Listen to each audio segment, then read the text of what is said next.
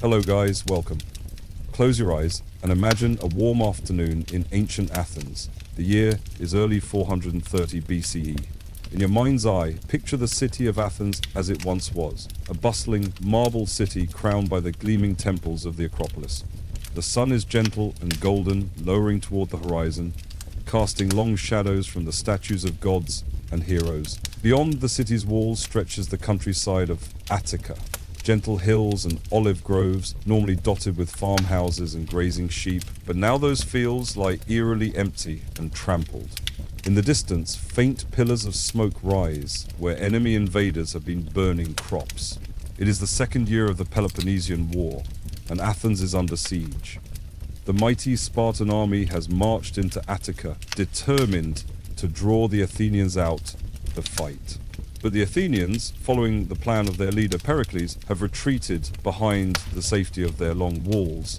They refuse to give open battle on land, relying instead on their navy and fortress city to outlast the enemy.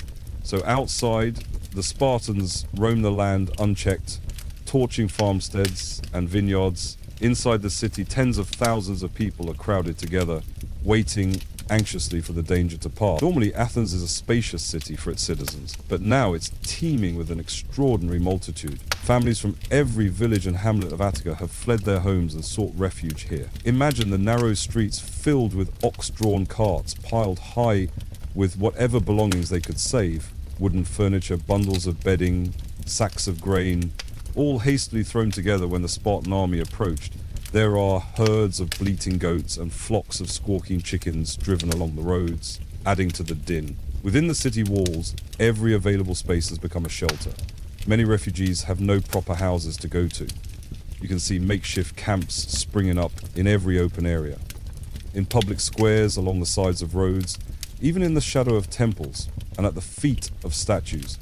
Under the stowers of the agora, the public marketplace, families huddle under tents sewn from old blankets. Courtyards and gardens are packed with temporary lean-tos fashioned out of scrap wood and reed mats. The lucky ones stay with relatives or friends in already crowded houses, but most must endure the open air. The city's spaces normally reserved for the divine or the illustrious are now filled with ordinary people just trying to survive. Some have taken refuge in sacred precincts, sleeping at the foot of altars or under colonnades of sanctuaries, even areas traditionally forbidden to dwell in, like the Pelasgian ground at the base of the Acropolis, once cursed by an oracle, have been opened up out of sheer necessity. Now there are campfires flickering at night on that once empty plot, families cooking what little they have, and praying the gods will forgive the intrusion. High above, the great bronze statue of Athena looks down from the Acropolis, as if guarding the scene. Try to imagine the atmosphere in those early days of that summer.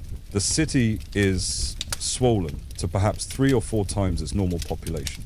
Tens of thousands of men, women and children are crammed within the circuit of Athens' fortifications and the long walls that stretch to the port of Piraeus. The noise is constant. Babies crying, cattle mooing, merchants shouting as they try to sell food to the newcomers. The air is thick with the smoke of countless cooking fires. Sanitation is poor. The refuse of so many people, food scraps, animal droppings, human waste, accumulates faster than it can be removed. Water is fetched from public fountains and wells, but the lines are long and tempers sometimes short. Athens was not built to hold this many souls at once, and the strain shows. Still, the Athenians endure it with determination. They know the Spartan army cannot stay forever. Soon it will have to withdraw, and then the rural folk can go home to rebuild what's left. So they bear the discomfort, reassuring one another that this sacrifice is necessary for the survival of their city and its freedom. Inside the walls, life continues in a tense, unnatural way. By day, from the higher parts of the city or atop the gates, some curious citizens watch the Spartan forces in the distance, their campfires dotting the countryside at night.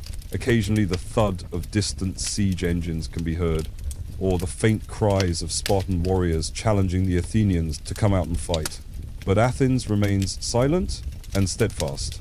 The gates stay shut. Only the navy is active, Athenian triremes slipping out to harass the Spartan coast since the sea is still Athens' realm. People try to maintain routines, The markets still open each morning, though prices have risen with so many mouths to feed.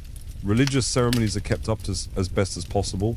Priests still offer the customary prayers and sacrifices, though the temples are now crowded with refugees and the altars are often surrounded by desperate supplicants. In the evenings, families gather around hearths or campfires, sharing simple meals of bread and lentils. Storytellers might attempt to distract children with tales of Theseus or Hercules. There is anxiety, yes, but also a kind of camaraderie in hardship. Citizens and peasants alike are packed together, and distinctions of wealth or class have blurred a bit in the communal struggle. They remind each other that Athens has survived peril before. Just a generation ago, they had rebuilt the city after the Persian invasion. They can do it again. They trust in their leader Pericles' strategy and look forward to the day the Spartans will leave and they can return to normal life. The summer days grow hotter.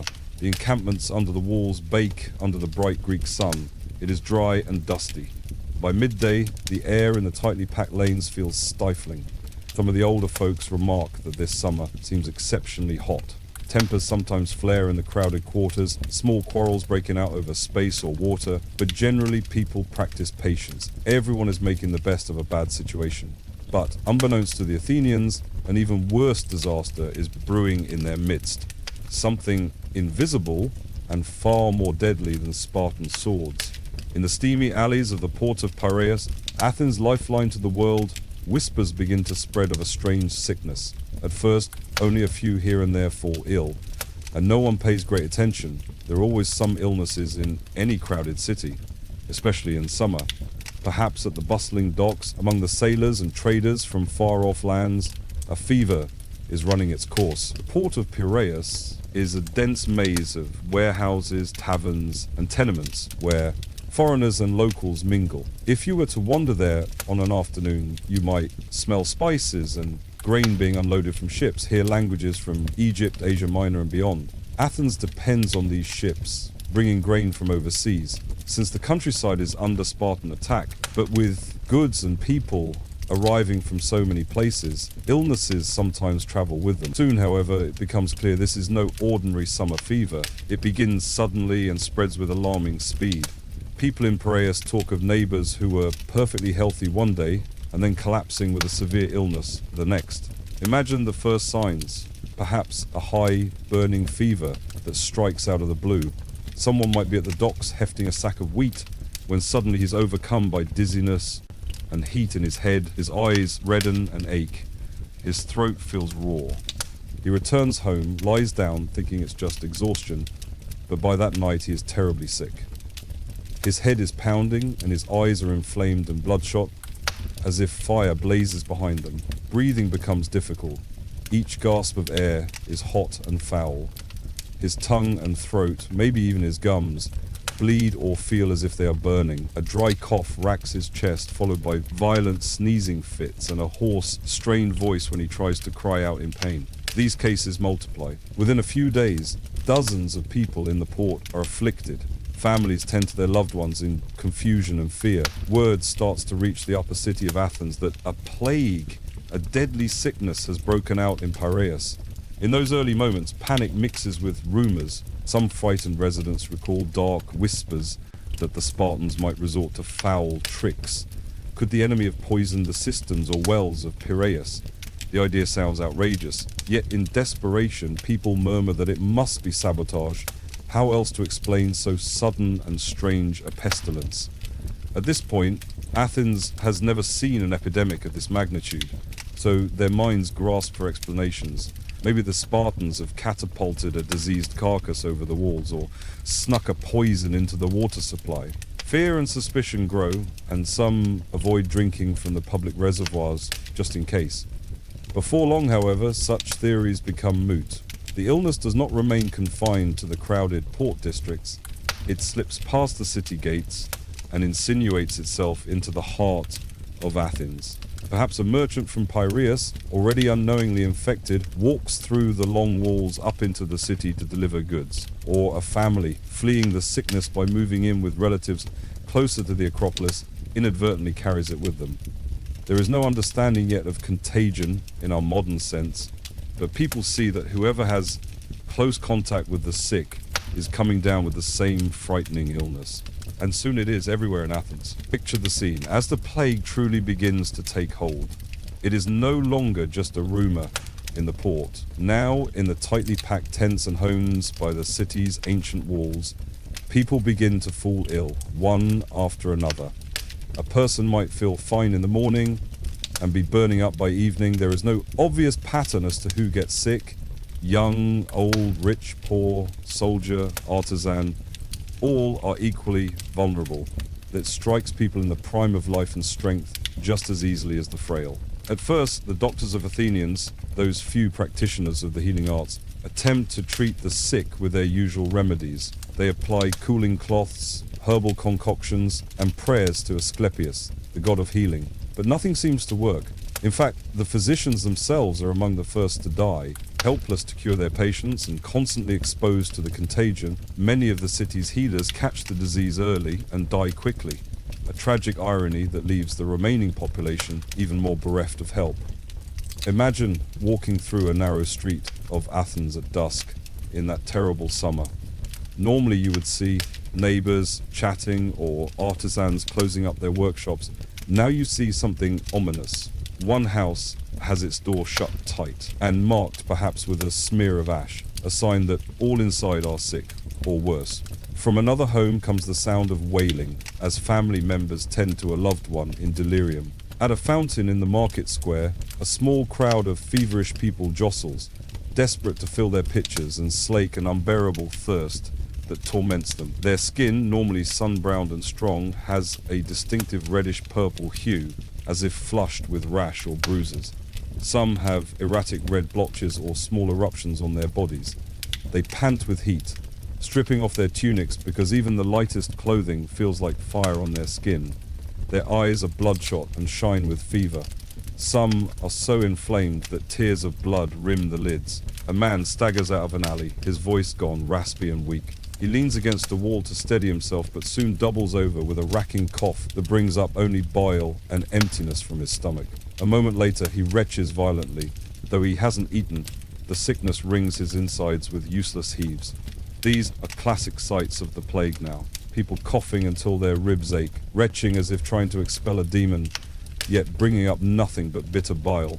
Each victim's face is etched with agony and confusion, not understanding what is happening to them. As night falls, families huddle in fear, listening to the labored breathing of those in the throes of illness. There is little anyone can do.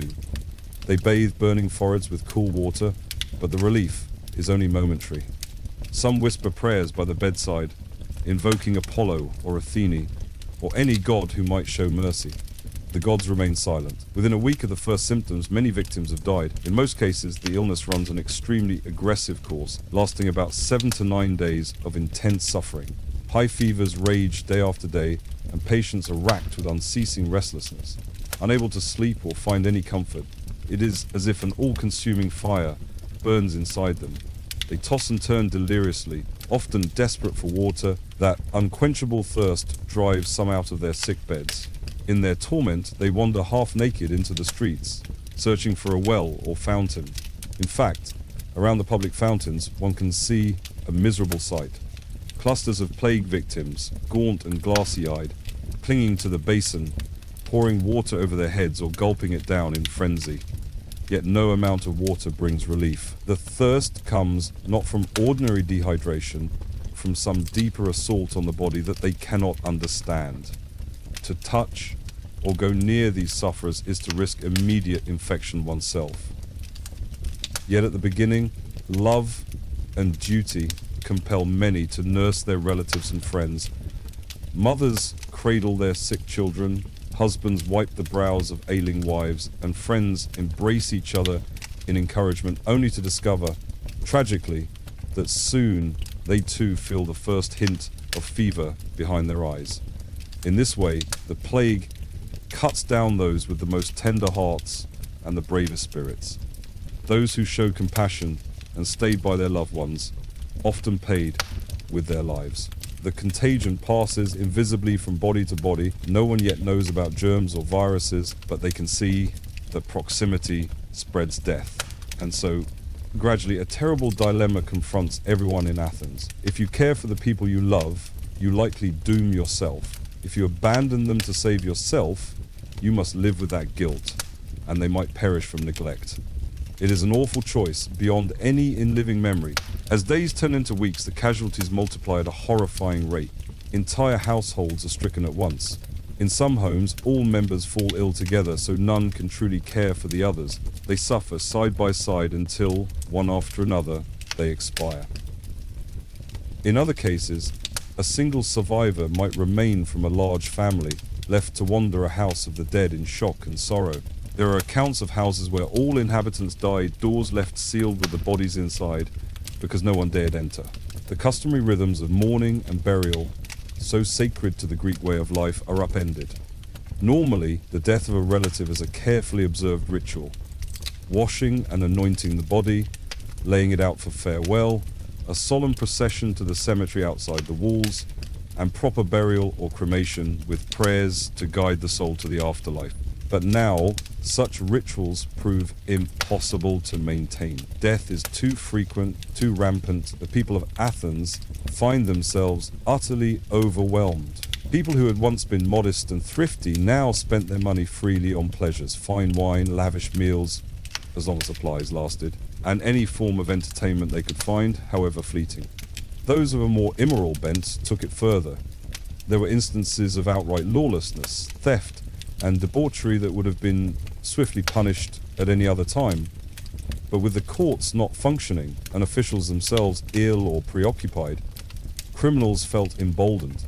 If caught, they reasoned that punishment was unlikely, because who would be alive to carry it out?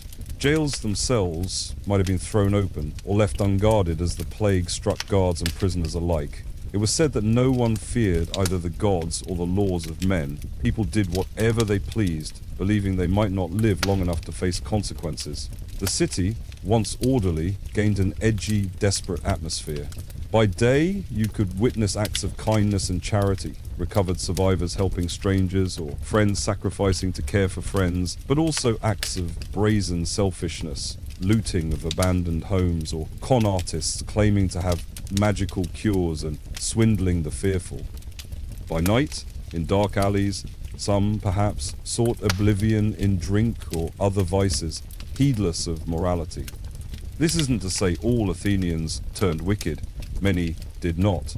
But enough did that it became notable. The social fabric was badly frayed.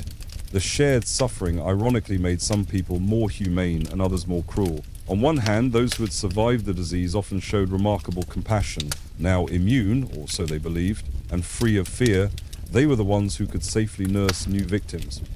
These survivors became a precious resource, immune caregivers who could tend the sick without as much dread for themselves. They earned the gratitude of their fellow citizens, and sometimes a touch of envy, for they had crossed the fire and come out alive, feeling almost invincible. Many survivors would visit the ill to comfort them, buoyed by the knowledge they wouldn't succumb again. And indeed, it was observed that very few, if any, people suffered a fatal second attack of the plague. Those who recovered seemed to possess a kind of shield thereafter, at least for the duration of this epidemic. With this immunity came a short-lived euphoria, a sense that they had been reborn, given a second chance at life, no matter how chaotic that life was at the moment. One can imagine a young Athenian man, weak but recovering, stepping out of his house after surviving weeks of agony. He sees a city still in turmoil, but he feels a strange exhilaration. He has faced death and lived. Perhaps he walks without fear into an encampment of the sick to bring water or food, immune to the disease and wearing his survival almost like a badge of honor. People who see him might quietly congratulate him. Survival itself has become an achievement recognized by all. Yet, on the other hand, those who had not gotten sick yet, and were trying desperately to avoid it, often fell into selfish avoidance and even cruelty out of terror. There were heart-wrenching accounts of how some people, when their family members first showed symptoms, simply abandoned them. Even parents forsaking children, or children fleeing from dying parents. This was utterly contrary to the natural bonds of love, but such was the paralyzing fear the plague instilled For some, the instinct for self-preservation overpowered even familial duty. They would slip away from their homes and try to isolate themselves, hoping to wait out the storm, even as their loved ones cried out for help. Those abandoned usually died alone, which was perhaps the greatest tragedy of all. The fabric of trust that someone would care for you if you fell ill was torn. People began to understand that if they fell sick, they might be entirely on their own, unless a previously infected friend might take pity on them. This despair, this knowledge that one might die without a single comforting hand to hold, only increased the psychological torment.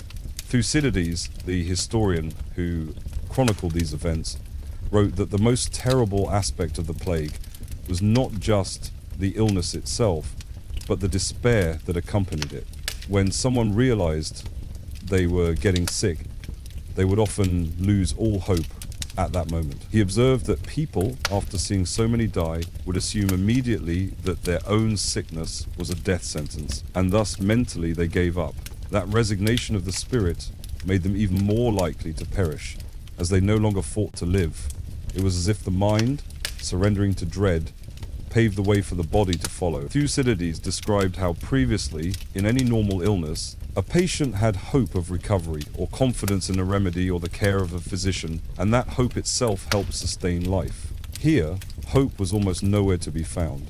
Instead, a profound gloom settled on Athens, the sight of corpses in every corner, the knowledge that at any moment one might sicken, and the feeling of divine abandonment created a collective trauma that is hard to overstate. People often commented that no event in living memory, not even the Persian invasion or any earthquake or famine, had so unhinged the society of Athens. And all this while, beyond the walls, the Peloponnesian War still raged. In fact, as the plague began in the summer of 430 BCE, the Spartan army was still camped in Attica, devastating the land. But the invaders soon became aware that something was disastrously wrong inside Athens. They could observe from their positions outside the long walls that an unusually large number of funeral pyres were burning each day. Smoke rose in greater volume than in previous sieges, when only a few would die in skirmishes. Perhaps deserters or spies from Athens brought word to the Spartan camp. A lethal sickness was spreading in the city. The Spartans, understandably, grew anxious. The last thing they wanted was for this plague to reach their own ranks. The story goes that the fear of the plague influenced their decision to break off the invasion early that year. Normally the Spartans would stay until they had thoroughly ruined the harvest and forage, but in 430 BCE they departed sooner than expected, likely within a few weeks of the outbreak. They marched back to their homeland, leaving the Athenians to their misery. Some Spartans might have already shown mild symptoms, or simply feared the gods' wrath if they stayed. After all, if the Athenians believed it was divine punishment, the Spartans could have thought staying near the cursed city was dangerous. So, ironically, the plague achieved what Athenian arms could not. It drove away the attacking enemy without a pitched battle.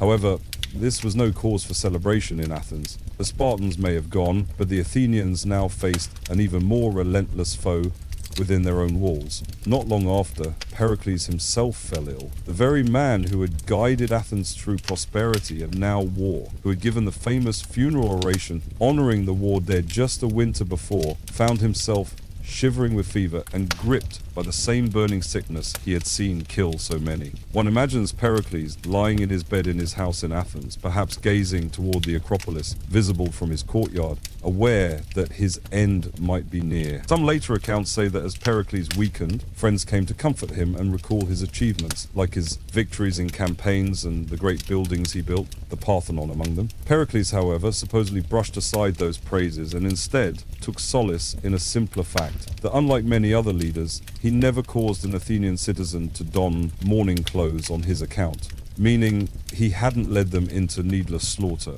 or tyrannical acts. True or apocryphal, the anecdote shows how Pericles valued the humane and just exercise of power above personal glory. In the autumn of 429 BCE, roughly a year and a half into the plague, Pericles died, probably from the illness and its complications. His death was a devastating symbolic blow to Athens, It felt like the final stroke of misfortune. The city not only had lost a large chunk of its people, but also its wise pilot at the helm. After Pericles' death, leadership in Athens fell to others, some well-meaning, some opportunistic.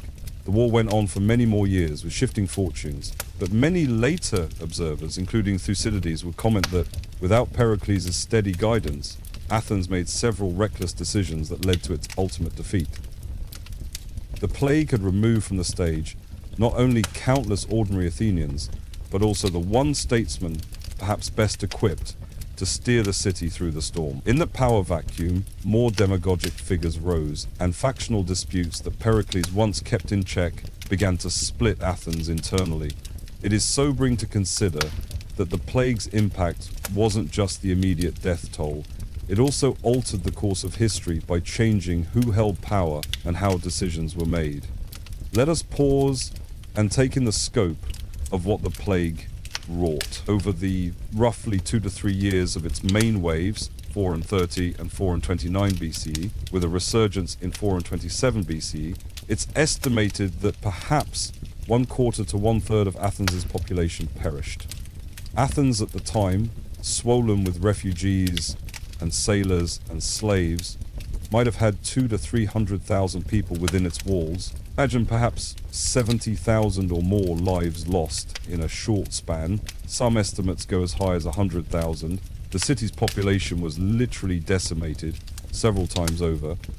This included a large portion of its army and navy, tough, seasoned men who were irreplaceable, and a swath of its intellectual and cultural figures. We don't have a precise list of all who died, but we can infer that among the dead were playwrights, craftsmen, merchants, farmers, politicians, and philosophers. Athens was a cultural beacon of the Greek world. Suddenly, a great many bright lights in that beacon were snuffed out. For the survivors, the psychological impact was immense. They had been through a collective trauma. Nearly everyone lost someone dear, a family member, a friend, a teacher or student. An entire generation bore the scars of that experience. It's little wonder that Thucydides noted it took many years for Athens to recover its former population and vitality. He estimated it took about 15 years just to get the numbers of citizens back up, through births and possibly emigration to where they had been. After the final wave of plague in 427/426 BCE, the disease mysteriously vanished, as abruptly as it had come. One can imagine the immense relief when, finally, a summer came and went with no new eruption of sickness. Life gradually assumed a more normal rhythm. Refugees returned to the countryside once it was safe, though many homes outside the walls had been torched by the enemy or fell into ruin. Those who went back faced rebuilding farms from scratch, often without the young men or the funds that had once been there. Within the city, the civic routines resumed. The law courts reopened, the assembly debated issues of war and peace, and the dramatic festivals began to be held again, albeit somberly. But the memory of the plague lingered like a dark cloud in the collective memory of Athens. We should also consider the cultural and spiritual aftermath. How did a society like Athens make sense of such a catastrophe? Some Athenians surely returned to their religious practices with even more fervor, trying to appease whatever gods they felt they had angered. Perhaps new cults or rites emerged, promising protection from disease. Others, however, likely became more skeptical of divine benevolence. The plague had shown that even the Acropolis, the sacred heart of the city, could become a morgue. People who lost faith during the plague might never fully regain it. In the decades after, Athens saw the rise of philosophical schools that emphasized rational explanations over divine ones. One wonders if the seeds of that were planted by experiences like the plague, which taught the harsh lesson that the universe could deliver random misfortune without moral logic. With the Spartan army gone from Attica, one might assume things would improve slightly. At least now people could spread out or flee the city. Yet in reality, there was nowhere safe to run. The plague's reach likely extended beyond the city into any places where Athenians took refuge. It was reported in Athens that the plague did not significantly afflict the Spartans or their allies in their own lands, whether by luck, isolation, or perhaps because they weren't crowded together like the Athenians were. The epidemic seemed to single out Athens and some of the other densely populated towns of the empire. This uneven effect only deepened Athenian despair and suspicion. Could it be that Apollo, the god of plague and healing, favored the Spartan cause? The Athenians recalled an old prophecy circulating before the war. A Dorian-Spartan war will come, and with it death. In their dialect, the word for death, lomos, sounded very much like the word for famine, limos, and there was debate over what the prophecy originally said. Now the people were sure it must have meant death, the plague, since here was the Dorian War, the Peloponnesian War, initiated by Dorian Sparta, and indeed a deadly epidemic had arrived. Many took this as grim validation that fate or the gods had decreed this suffering. Others pointed to another prophecy, rumored to have been given to the Spartans. Supposedly, when they had asked the oracle at Delphi about the war's outcome, the oracle answered that if they fought with all their might, victory would be theirs, and Apollo himself would aid them. With Athens being ravaged by plague and Spartan lands untouched, it seemed to some that Apollo, often associated with sending plagues in myth, had indeed taken Sparta's side and unleashed this disease upon the Athenians. Whether one believed these oracles or not, they were on everyone's lips, reinforcing the sense of doom. Nevertheless, Athens did not completely fall apart. The democratic government still functioned in some capacity, though severely strained. There were still leaders trying to direct the city's response. Foremost among them, in those early years, was Pericles, the general and statesman who had led Athens for decades. Pericles was the architect of the wartime strategy. It was he who insisted all Athenians crowd inside the city to deny the Spartans any victory. Up until now, he was enormously respected, virtually the first citizen of Athens, renowned for his wisdom and steady leadership, but now the population's suffering tested that respect. Initially, despite the plague, Pericles urged the Athenians to stick to their plan. He continued to send out the navy on offensive expeditions. In fact, during the plague's first onslaught, even as Athenians were dying by the scores each day, Pericles oversaw an ambitious naval operation. 100 Athenian ships were launched to strike at the Peloponnesian coasts. Hoping to make the Spartans feel some pain in return, he himself did not lead that expedition due to other duties, but he sanctioned it. However, fate was cruel. The plague travelled with the fleet. As these ships, crowded with Athenian hoplite soldiers and sailors, sailed around the coast, disease broke out among the crews. In one case, an Athenian contingent that sailed to besiege the city of Potidæa in the north found their ranks decimated by the sickness, forcing them to abandon the campaign. The enemy didn't defeat them, disease did. It became clear that no corner of the Athenian Empire was safe from this malady, and trying to conduct war as usual was almost impossible. Back in Athens, as the weeks of plague turned into months, public opinion began to turn bitterly against Pericles. People whispered that his strategy had backfired catastrophically. By crowding everyone in the city, he had created a deadly trap. The once healthy and vibrant city had become a breeding ground for disease. Many Athenians, blinded by anguish, looked for someone to blame, and Pericles was an obvious target. He was the one who had persuaded them to go to war and to stay cooped up behind walls. Now their children and spouses were dying in front of their eyes. Anger and grief drove them to accuse even this great leader of folly or worse. Some of Pericles' political enemies seized the moment to stoke these flames, accusing him of having brought divine wrath or of gross mismanagement. The assembly, the democratic gathering of citizens, was in turmoil whenever it met. Men who had lost their entire families shouted that Pericles had led them to ruin. They demanded changes, maybe even peace with Sparta at any cost, just to end their nightmare. Under this pressure, Pericles, for the first time in years, saw his authority wane. The Athenians actually voted to remove him from his generalship and even imposed a fine on him as punishment, a symbolic gesture of their discontent. This was a stunning turn. The very populace that for so long adored Pericles now cast him out, blaming him for their sufferings. Pericles, dignified and calm even amid personal tragedy, did not lash out. He seemed to understand their need to vent. Still, he believed strongly that abandoning the war or losing resolve would only worsen Athens' plight in the long run. After some time, as the initial fury abated, and perhaps as people realized no alternative leader had better answers, the citizens re-elected Pericles as general. They still needed his steady hand, even if they resented the situation. Tragically, by then, Pericles himself had suffered perhaps the cruelest blows of all. The plague did not spare the highborn or the famous. Pericles watched as his own sister collapsed and died from the disease. Then his two elder sons, Paralus and Xanthippus, the pride of his household, from his legitimate marriage, both succumbed in the epidemic.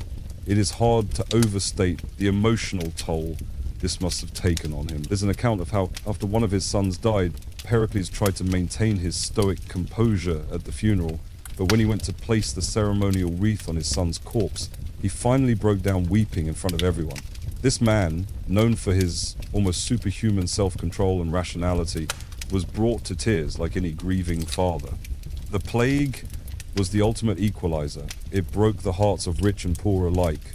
Measles has also been suggested. Measles is extremely contagious and can be deadly, especially to adults with no immunity and in conditions of starvation or vitamin deficiency. It produces high fever, cough, sneezing, conjunctivitis, red eyes, and a spreading rash from head downward. Interestingly, Thucydides noted the rash seemed to start on the head and work down. Measles, however, rarely produces the kind of deep ulceration or lasting after effects like loss of extremities that Thucydides described. It typically also kills primarily the very young. But if Athens' population was largely unexposed to measles, even adults might suffer severely. Epidemic typhus, transmitted by lice in crowded, unsanitary conditions, is another possibility. Typhus causes high fevers, delirium, a rash, starting on the torso and spreading outwards, but not usually head first, and can be fatal. It often strikes in war and famine situations. It can cause neurological effects, like the memory loss some Athenians had upon recovery. But typhus's rash, pattern, and symptoms don't align exactly either. For example, typhus typically doesn't cause severe sore throat or coughing. More exotic hypotheses include viral hemorrhagic fevers like Ebola or Marburg virus. Those can cause fever, intense thirst, rash, and quick death, and could hypothetically have traveled from Africa, since Thucydides said the disease originated in Ethiopia, which in their geography meant sub-Saharan Africa, then to Egypt and beyond. A hemorrhagic fever might also explain why birds and animals avoided corpses, if indeed true, perhaps because bodies were not palatable or animals died on contact, which is something observed in Ebola outbreaks. But these viruses usually kill too fast to spread as widely as the plague of Athens did, and also typically cause bleeding phenomena that Thucydides did not mention explicitly. He doesn't describe people bleeding from orifices, just that they had bloody throats and coughing, which could happen in many severe illnesses. Additionally, such viruses require direct contact with bodily fluids, and while the plague was contagious, it's unclear if it spread that way or through aerosol or water. Some have even speculated about a toxic shock syndrome or combination of diseases hitting concurrently, for example, an outbreak of influenza or an unknown pathogen that lowered immunity, followed by secondary infections like staphylococcal infections causing toxic shock, which could produce rash and multi-organ failure.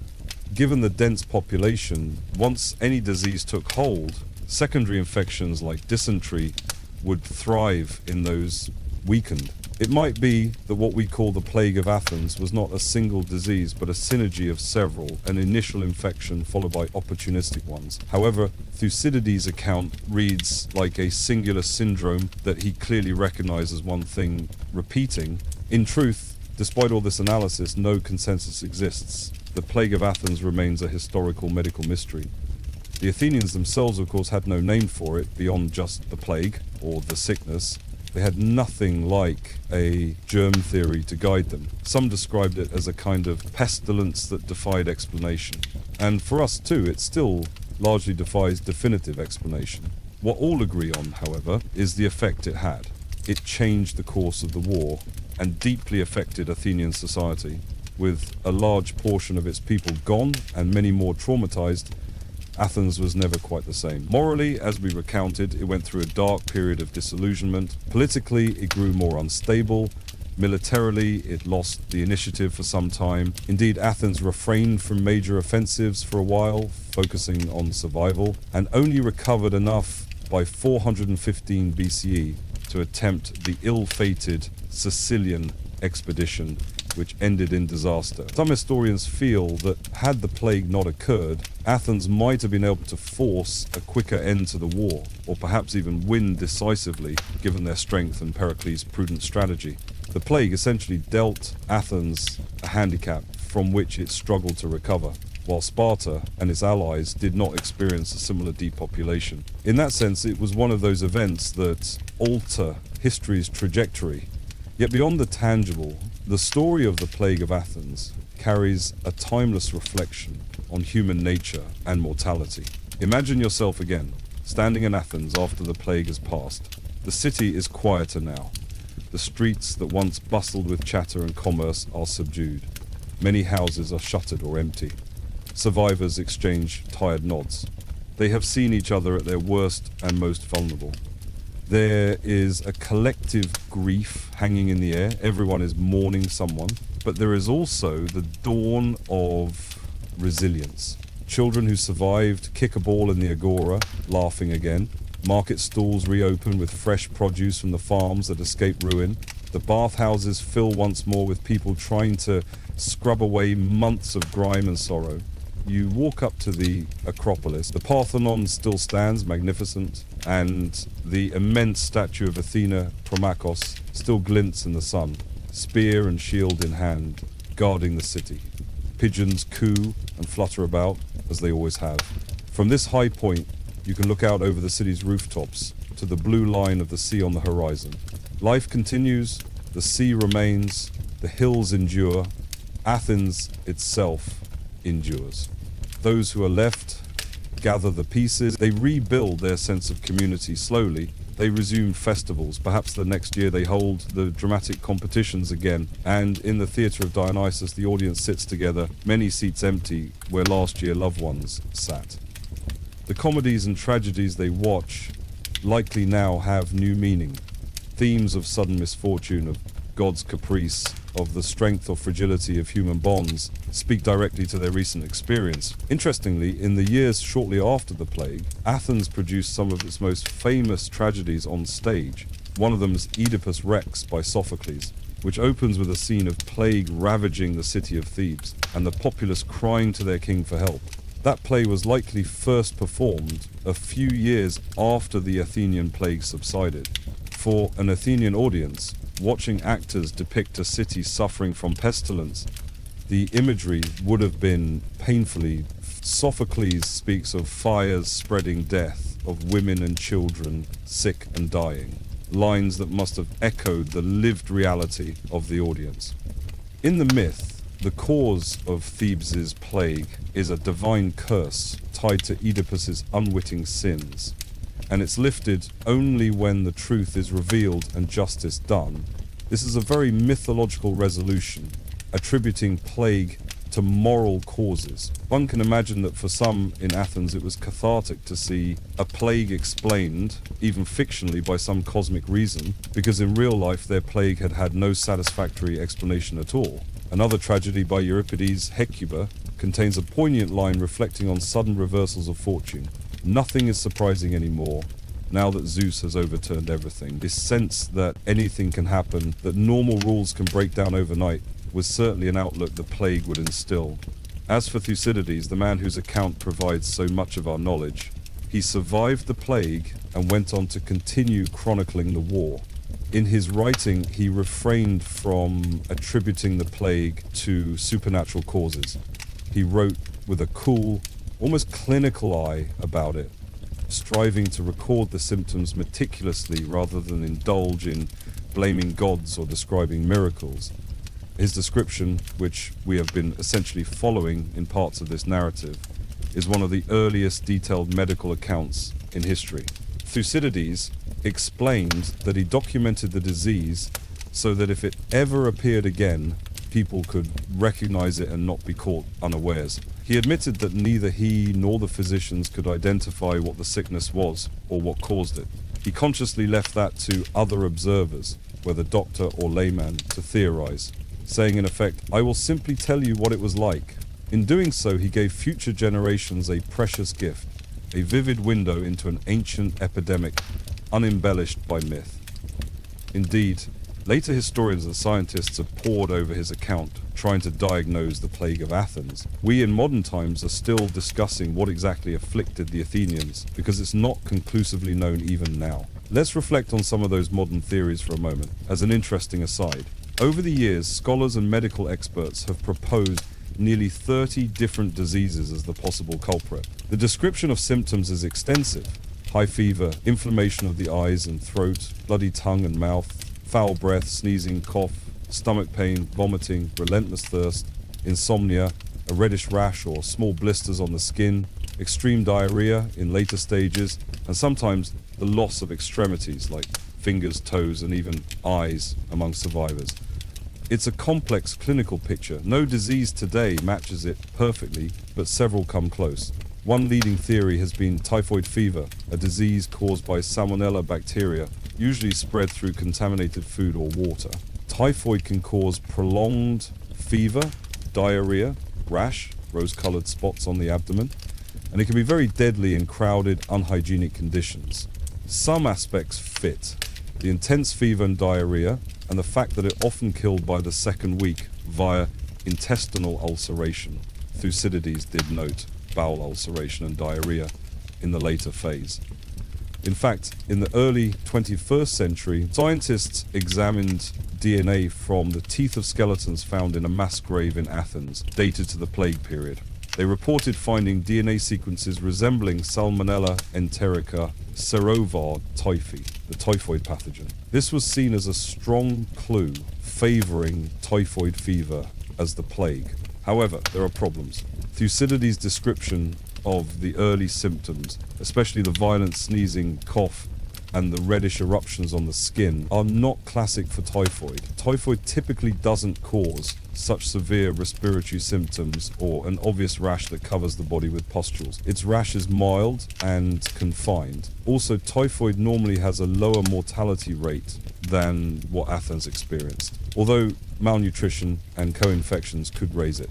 Some experts argue the DNA evidence might have been contaminated or at least not definitive, so the debate continues. Another candidate is smallpox, a highly contagious viral disease known historically for devastating populations. Smallpox causes high fever and a characteristic rash that turns into pus-filled pox. It can be deadly, and survivors often have scars or even blindness if eyes are infected, which resonates with Thucydides noting some lost their eyes. Smallpox, if completely new to a population, could kill a large fraction. One might imagine an outbreak of smallpox in an unexposed population like Athens being catastrophic. However, smallpox pustules are usually very distinctive and cover the body. Thucydides describes small pustules and ulcers, but does not mention the hallmark scabbing or the distribution one would expect. Moreover, smallpox's timeline and pattern, often about 2 weeks of incubation and a certain rash distribution, might not align perfectly with what was reported. Still, some think a severe form of smallpox could be possible. One might imagine also that a general humbling has occurred. Athenians had been very proud, even hubristic, coming into the war, confident in their power and the favor of their patron goddess Athena. The plague reminded them that despite all their cultural brilliance and military might, they were still at the mercy of nature or the gods, however one interprets it. It was a confrontation with the unknown, an invisible killer that they could not predict, fight, or understand. In that confrontation, they saw the best and worst of themselves. They saw how thin the veneer of civilization can be under extreme stress, but also how courage and altruism can shine even in utter darkness.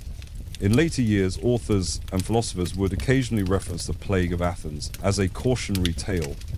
The Roman poet Lucretius, writing centuries later about the fear of death, vividly described the plague, drawing on Thucydides, to illustrate the indifferent cruelty of nature. Others noted how even the strongest state can be laid low by forces beyond human control. For the people who lived through it, the lesson was brutally immediate.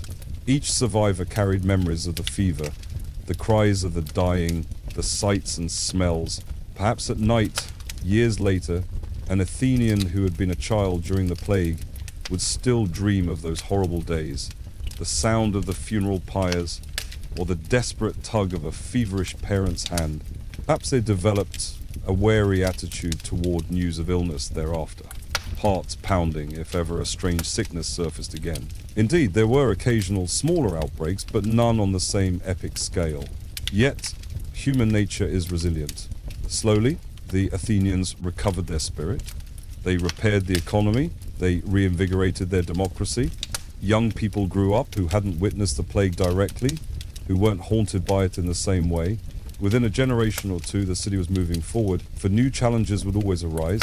Athens, in fact, would face another great plague many centuries later, in Roman times, and the medieval world had its Black Death each time societies endure in some way. But the plague of 430 BCE remained in their chronicles and collective memory as a singular epoch of suffering. There is, in the end, a solemn sense of mystery that lingers around the plague of Athens. Mystery in a literal sense, what exactly was this disease, but also a philosophical mystery. Why? Why did it strike at that moment? What purpose or reason was behind it, if any? Those living it might have asked, why us? Why now, in the middle of a war when we are already under such strain? Was it just random chance, a convergence of bad luck and germs? Was it, as some of the devout believed, the anger of the gods at some offense? Perhaps some thought it was due to neglect of some deity or a broken oath. Others, influenced by emerging rational thought, might have shrugged and said it is just nature, following its own rules that we don't yet grasp. Thucydides provided no answer to why, only what. And perhaps that is the most honest approach sometimes. Disasters happen without discernible cause or justice. What defines us is how we respond to them. In Athens, the responses span the spectrum, from noble self-sacrifice to callous indulgence. It's a study in human behavior under extreme duress, as relevant today as ever. Even in our modern world, when new diseases emerge, we see similar patterns: confusion, fear, the scramble for explanation, the heroism of caregivers, the breakdown of normal life, the tendency of some to panic or exploit, and others to come together and help. Across 2,500 years, the story resonates. Now, as our imaginary journey to ancient Athens comes to an end, take a moment to picture the city once more after the plague has run its course. It is a gentle spring morning a few years later. The marble of the Parthenon is glowing in the early light. In the Agora, market stalls are open, and there is a tentative laughter among buyers and sellers bargaining over fish and olives. The scars are there. Patches of blackened ground in the cemetery where so many fires burned, a wall here or there crumbled and unrepaired, an empty seat in the assembly where a great man once sat. But Athens lives on. The cicadas buzz in the trees on the Pnyx hill as a speaker addresses the crowd, urging them towards whatever business of state is at hand. Children play in the dusty streets, perhaps chasing each other around the columns of a portico where not long ago beds of the sick had lain. Life recommences its ordinary pace, which itself is extraordinary, given what transpired. In the quiet corners of the city, there are new graves bearing simple epitaphs, tributes to those lost in the plague years. Family members go to these graves with offerings of oil or garlands of flowers, paying respects in belated, private ceremonies to make up for the hasty burials. They whisper prayers for the souls of their loved ones, hoping they rest easier now. Close your eyes and imagine you began. Perhaps you can now imagine one particular Athenian, let's say a shoemaker by trade, a survivor of the plague, sitting outside his workshop in the twilight. He has lit a small oil lamp. The worst is behind him, though the war still goes on, far away, for now. He takes a moment to simply enjoy the cool evening breeze, something he had not done in a long time. He remembers the suffocating heat and horror of that plague summer, he sighs and offers a silent thanks to no one in particular that he is still here. From a house nearby, he hears the sound of a lullaby, a mother singing her baby to sleep.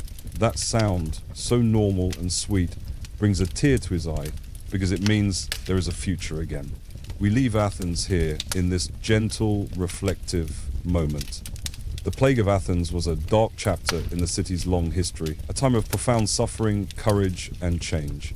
It serves as a somber reminder of the fragility of human life and the unpredictability of our world.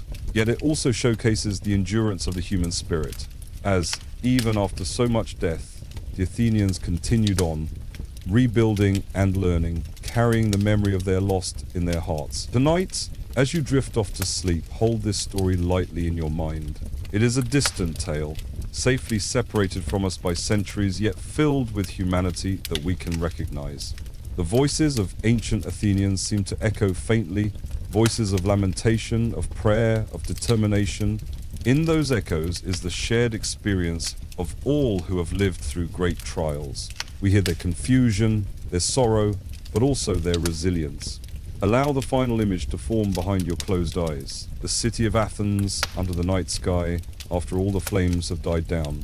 The stars above Attica shine clearly in the darkness. The Parthenon's silhouette is dark against the heavens, and a hush lies over the city that has cried so much. Now is the hour of peace. Some households are quiet at last, the fever's cooled, the mourners exhausted and asleep. Other houses, where everyone perished, stand silent and empty, but in time they will be cleaned and inhabited again, renewed by life. The streets that saw chaos and death are still, save for a lone dog trotting home, or a breeze skittering dust along the moonlit road.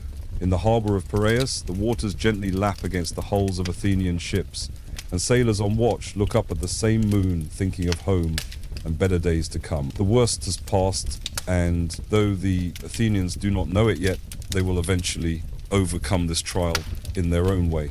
History would record their plight so that even now, thousands of years later, we remember and honor what they endured. And in remembering, perhaps we also find perspective and comfort for our own difficulties. If they could survive that nightmare and rebuild, so can we face our challenges. For now, let their story reassure you that suffering and uncertainty, as overwhelming as they seem in the moment, eventually give way to dawn and clarity. Close your eyes and imagine the first light of morning touching the Athenian Acropolis after those long nights of plague. The marble temples glowing again, birds beginning to sing, and life quietly beginning anew. In that image there is hope. The enduring cycle of night and day, death and life, despair and hope. Despair and hope. Rest now and sleep well, carried gently on the stream of this ancient tale. Good night.